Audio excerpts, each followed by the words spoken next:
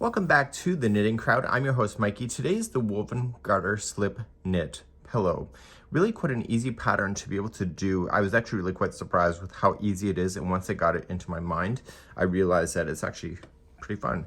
And so it's gonna look like brickwork. So you got one brick here, and then the other one shifted over, and then it comes back. It's a repeat of 8 rows. Once you get moving on this, you can put the instructions away because you'll understand how this is being done, and this is part of the pillow phase. So I also have part of the backing done as well, just to kind of just show you how to do it, but learning how to sew things together is something that you're going to need to know on your own. So I'll explain it, but I will not demonstrate that here today. So we are going to be using an 8mm size US 11 knitting needle. I'm just going to be using my circular knitting needles for that, but you may need a longer circular knitting needle for this, maybe a 24-inch, to be able to get all of those stitches on. So if you would like to change the size of this pattern, it's multiples of 2 plus 3, so just make sure that it's even number plus 1, and then you can get it. But I don't know how many, if you want to change the size, I don't know how many loops or cast on stitches you're going to need for the different size pillows. So this is for a 20-inch pillow, so you'll need a pillow form in order to complete that. The back of this, when you look at it, is made up of 2 units, and so the back of it looks like this. I know it's kind of hard to see on camera. So they're exactly the same panel, and I've also created that. And what it is that there's a ribbing, and then it just goes to a garter stitch. So it's just a knit stitch back and forth, and there's 2 of them, and they overlap each other so that the pillow can slide inside this thing, and then it comes back over the flap. Therefore, you can remove your pillow if you would like to wash it. So it's a really neat idea, and we're gonna get ourselves started immediately, and let's begin. So here's the front of it. This is what the back looks like. So it's very different. The back is actually really quite pretty as well. So you can decide what you like better. So in this particular tutorial, you're going to learn slip stitch purlwise yarn in back and slip stitch purlwise yarn in front. Do not freak out. It is much easier than that sounds. And that's what we're going to begin. So let's cast on now. You can cast on a total of 39 stitches if you like to match this exact sample, or just cast on multiples of 2 and then just add 3 at the end. So you could do like 20 and then just add 3, so you'd end up with 23. So that's something that you can decide for yourself. So I'm going to cast on now. So let's cast on. We're going to use the main color, and the main color in this case is vintage white, and clay pot coral is the secondary color. So I'm just going to start off with the slip knot, and I'm going to insert that onto my needle. I'm going to do a twist and transfer cast on method. So what I like to do is that I like to go in to here, and then I just put this in my hand. So we have beginning tutorials on how to learn to knit, on how to hold stuff. So you just wrap the back needle and you pull through, give it a bit of slack. It says to chain loosely. And so you're just going to come with this needle right here and scoop it up from underneath. And so it just created a twist. Okay, and then you'll take this needle out and slide. Okay, so let's get, this one's going over the top. It doesn't really matter, it's just in the way for video reasons. So let's do another one. So in, wrap. With this Bernat blanket, there's not a lot of stretch to this yarn, so make sure that you give it the slack that you need and don't pull things too tight. So cast on 39 stitches or multiples of 2 plus 3. You decide, and I'll be right back in a moment. So I've only cast on 13 stitches. That's all I need to demonstrate how this works. And so that is a multiple of 2 plus 3. So the first 2 rows, you're going to do the knit stitch back and forth. Okay, so you're just going to knit, so pull on and slide. And you're going to notice that the tension of the twist and transfer will be gone once you do this first row. Again, do not, with the Bernat blanket, make it too tight. Just kind of easily wrap it around, but don't yank on it too tight. So I want you to knit this row and then the next, and then we'll start officially working through the pattern. So knit rows 1 and 2 first. Coming up to the end of the second row, and now we're ready to start having some fun with the actual pattern sequence itself. So let's turn our needles and let's get our secondary color. In my case, it's going to be red. You can do any color you want to, it won't matter. And we're going to begin row number 1 next. So looking at the sample, rows 1 through 4, you're going to notice that the dot starts pretty close to the edge, and then it continues across and then finishes close to the edge. Rows number 4 all the way through 8, you're going to notice that it will delay a little bit and go over so that it's not in the same lineup. And so this is what makes it a rose, is that it's doing that alternating of where it's positioning. Let's begin row number 1. Do not create a slip knot, just create a long tail, and you're just going to loop it around your needle once you're ready. So row number 1, you're going to start and you're going to put your needle in, and you're just going to let this hold off to the side out of the way, and you're going to loop the other one onto that needle, and you're going to knit with that one, and then that's the one you're going to play with. So you'll knit with that and just let the tail hang off to the side, and we'll secure that later. And then you're just going to slide off.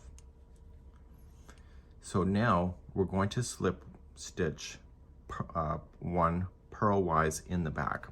And all this means is, see this tail here? We're going to leave that in behind, and you're just going to go in the front like this, and you're just going to drag it off. And then you're going to knit the next one. So you're going to knit the next one, and then you'll take that one and come in behind. Okay, and so the next one will be that slip stitch, purl 1 on the back. So this yarn is on the back, so it's good. And then you're just going to drag off, and then you'll knit the next one, and you're going to do that sequence all the way across. So you're only technically knitting every other stitch, right?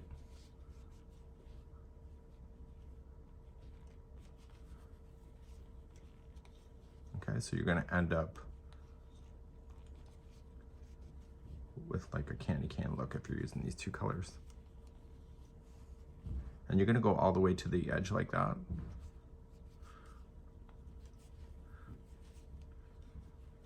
And so you're going to slip stitch this one, and then you're going to knit your last one. And that was row number 1.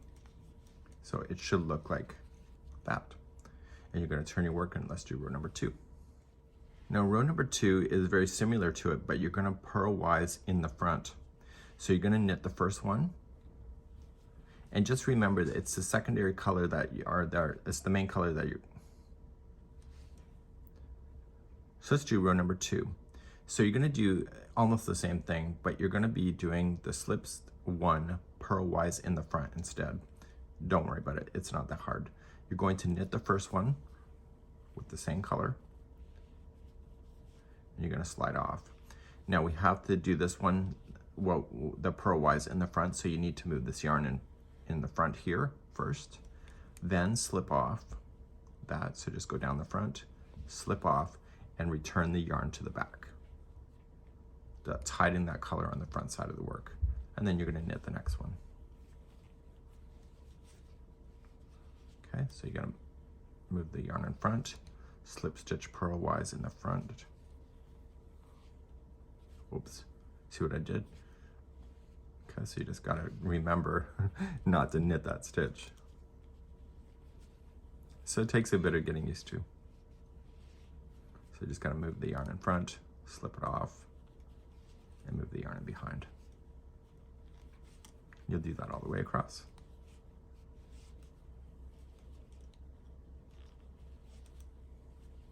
You have a natural tendency to want to knit everything. I think that's what my problem is. Just want to knit it all. And then move the yarn back, and then knit the final one.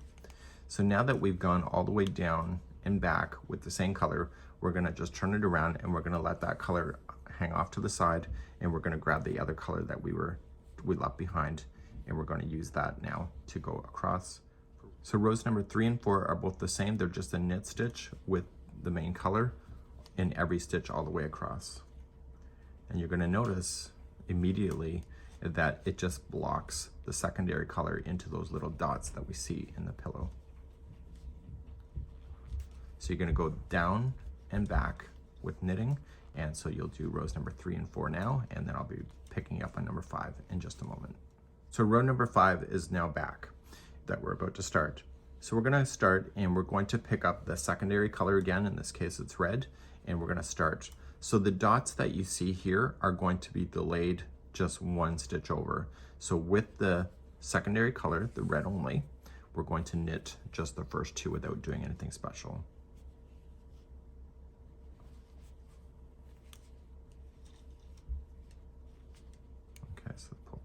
tighter. And then we're gonna start the idea of the purlwise in the back. So the yarn is already in the back, so you don't need to worry about it for this round to make sure that, or this row, that to make sure that you move the yarn in the back. So every other one is getting knit and knit, and the other ones in between is just slip stitch purlwise with the yarn already in the back. And this will be row number 5. So you're putting the dots back into position once you're doing this row. So the last 2 stitches in this row will be using the secondary color. Okay, so just remember that in row number 5, you'll have 2 of that color on both of the edges. And now we're going to turn our work and do row number 6.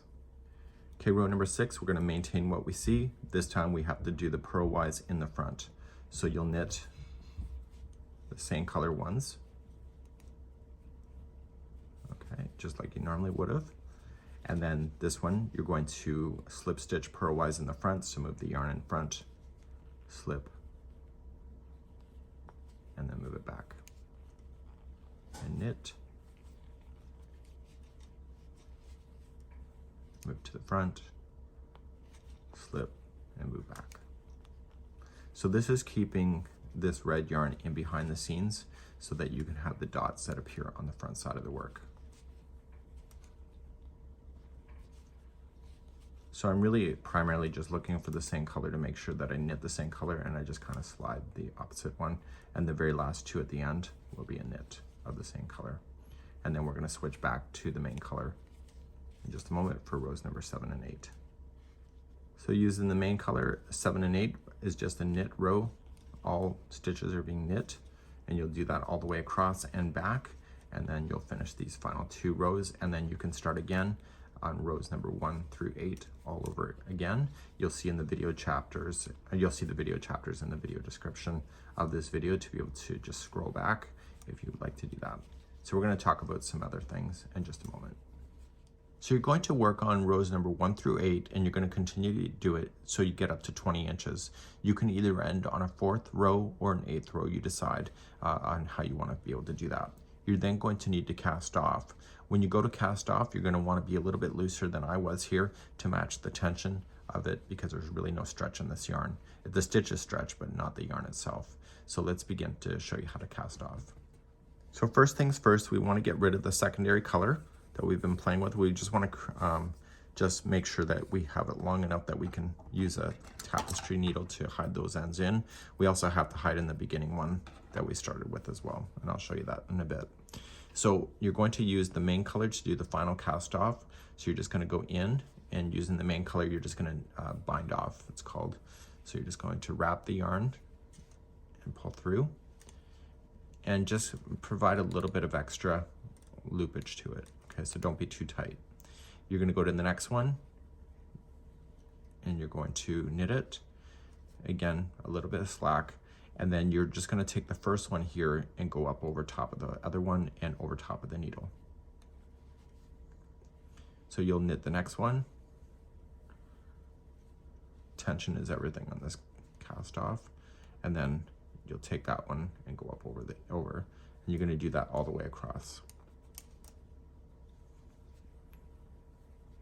Okay, so do that all the way across, and I'll see you on the other side in just a moment.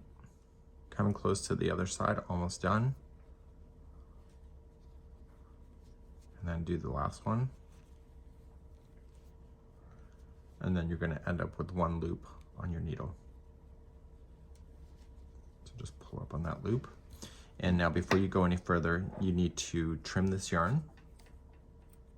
And you want to secure it immediately. So just remove your needle, carefully of course, and put that yarn tail through the loop, and that will lock it from coming undone. Now, any kind of tail ends that you're going to want to do on this one, including these here, you're going to want to secure on the back side of it. So this is the back. So you want to just take your tapestry needle and place that on, and favor the back side for any kind of fastening off. Remember, the yarn doesn't have any stretch. So if you go over something like this and then you pull it tight, that whole section will not be really stretchy. So make sure that when you pull the first one, that it still has that flexibility to it. You can tie it in a knot in behind, This yarn is really easy to hide in any imperfections. So just tie it in a knot, and that will also secure it from coming out, and then you can go back and forth.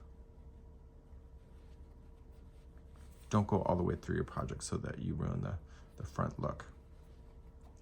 Now we still had those secondary color to work with, and then you can safely trim that. So the secondary color that you were playing with will just be on the edges here. So when you're fastening this off, make sure again you don't go through the project. You don't want this red popping through. So just stay on the back and just kind of pop it through some yarn. So if you want to check it on the front side and make sure it's not showing. And again, when you pull it, don't pull it too tight. And also tie it in a knot. Sometimes people leave really long strands in the back side, which sometimes can fall out on the front. You have to decide what you're more comfortable with. So you want to weave in your ends as much as you can. So you do that, and then you have to then work on the back 2 panels that will be covering over top of the pillow, where you can slide everything in between. And that will be coming up next. So take care of any loose ends, and then I'll be right back in a moment.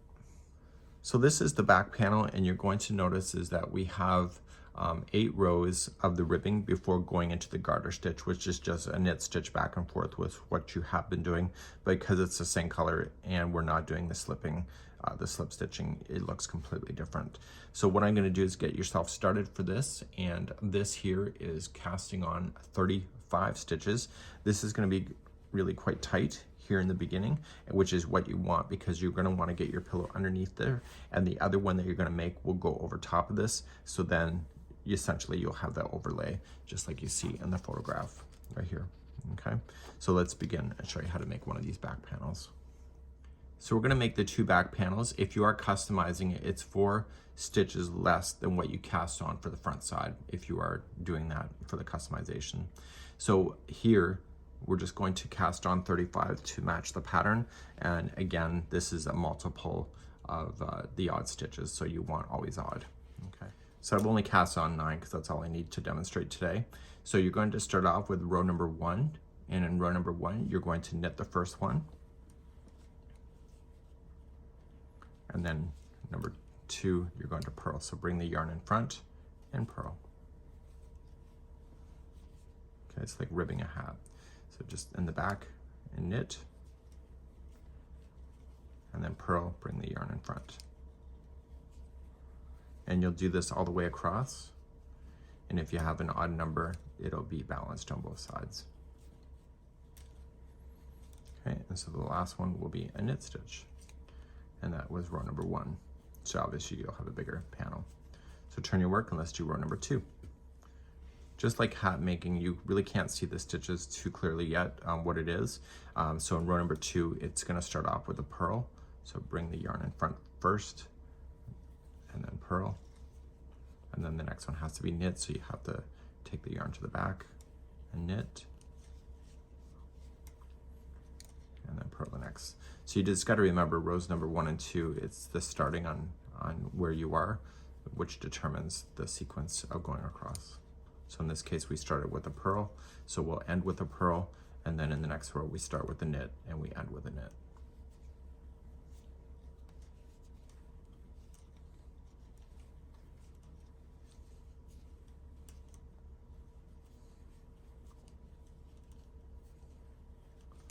So now you're going to repeat rows number 1 and 2, and you're going to repeat that a total of 6 times. So you'll have a total count of 8 rows completely.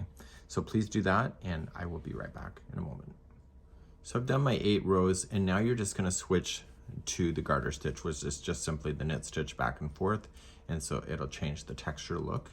And so you want to continue to go until the whole panel measures a total of 13 inches from the base all the way to the end, and then you're going to cast off in the same way that I showed you before. So you'll end up with a great little panel. You'll do 2 of these, and then I'm just going to quickly talk about how they're attached to the project itself, and we're going to be covering that next. So let's pretend I woven in my ends and everything's good to go. And let's pretend I also have two panels that are the same, and they're ready to go. You're gonna put it so that the right sides are facing, this here is facing up. And so this one, it doesn't matter so much because it looks the same on both sides. And so you're just gonna lay it down and they should be the same size. Once you get that done, you're going to whip stitch yourself along the edge. So you just I would use the white color because it's the common color, and just whip stitch. And I would whip it in a way that the edges look pretty good. So just go back and forth with a whip stitch of joining like something like a granny square. You want to keep any tails that you have on the outside of this, and then once it's whip stitched and you have the other one also overlaying, the other one that's going to come down will also be overlaying over top like this. You're going to also want to whip stitch that right into position. So there's going to be 3 layers of that so that you can at least slide in your pillow under here, and then it will get inside the frame. Once everything is together, you're going to flip it. And so just kind of flip it inside out. I think that's the right terminology. And so then this will be on the outside once you flip it inside out, and therefore it'll look like this. Okay, so you'll have your panel like that. Okay, so I know some people are going to say, I wish you would have demonstrated that, but it's just one of those things that there's great tutorials available and stuff like that. So just make sure when you sew it together, everything is the wrong sides or the right sides facing each other, then flip it over. And it's just like sewing anything on a sewing machine with your pants or clothing. You usually sew on the back side and then you flip it that way. So it's a really neat idea. I like the idea. I like this for maybe a baby blanket too. Lots of ideas in my head, but you know, so much time. Well, so many patterns, so little time, I guess I can say. So this is it for today, and we hope you enjoyed and learned how to do the woven garter slip knit pillow. We'll see you again real soon. Bye-bye.